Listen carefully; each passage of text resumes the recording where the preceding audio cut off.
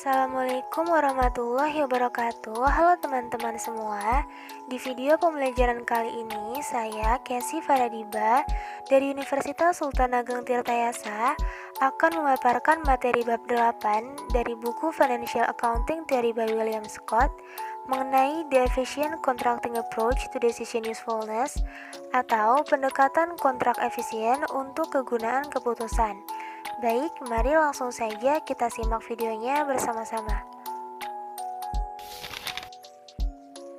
Yang pertama, di sini terdapat definisi dari teori kontrak efisien. Apa sih yang dimaksud dengan teori kontrak efisien?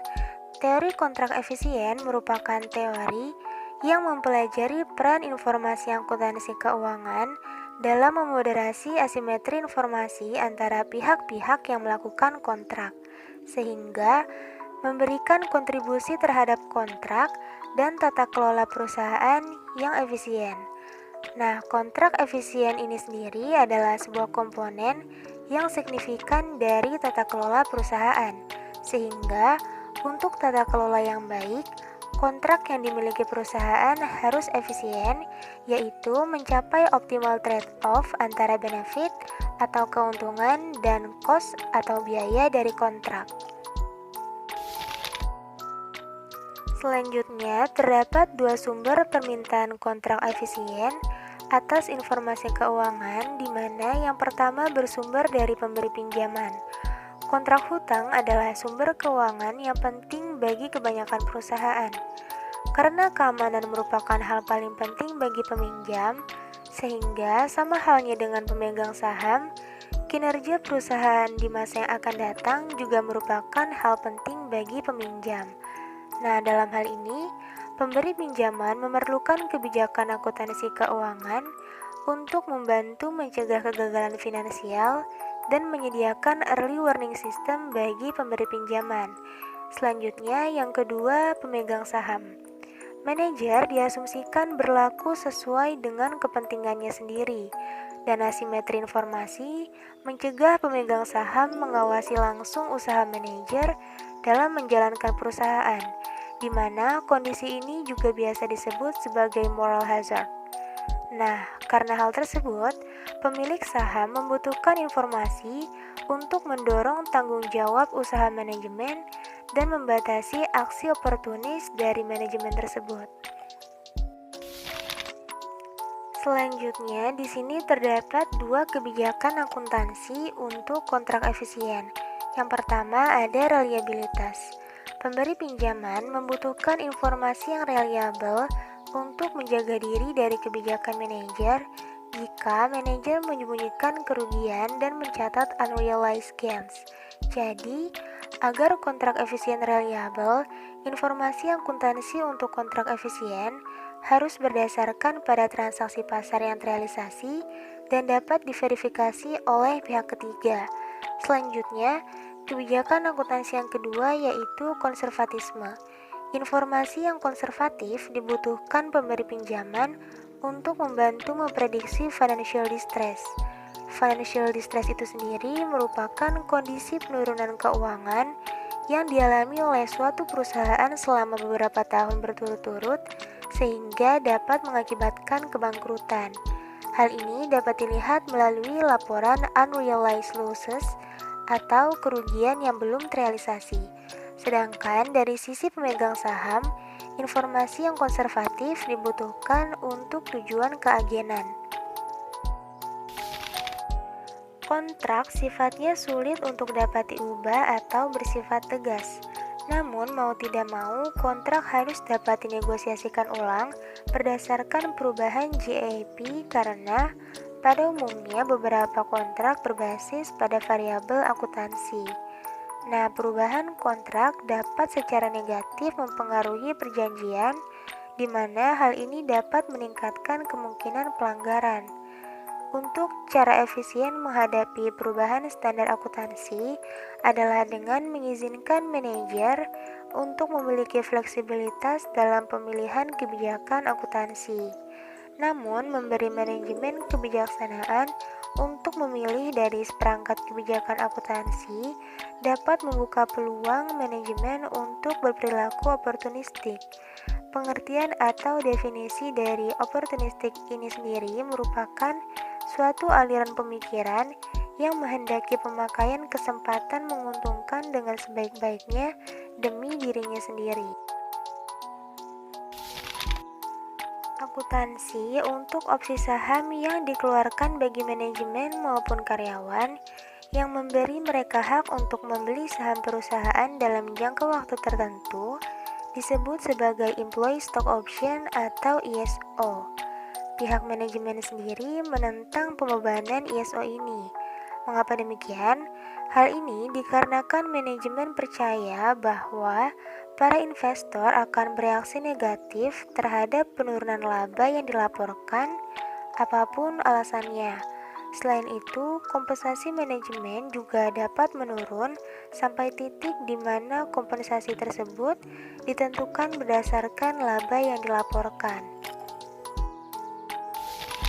Selanjutnya, terdapat cara untuk membedakan efisiensi dan oportunisme dalam kontrak. Apa yang menjadi pengarah manajer dalam memilih kebijakan akuntansi? Kebijakan yang diarahkan oleh oportunisme menghasilkan keuntungan bagi manajer pada expense investor. Dalam hal ini, manajer akan memilih kebijakan akuntansi untuk memaksimalkan utilitas yang mereka harapkan.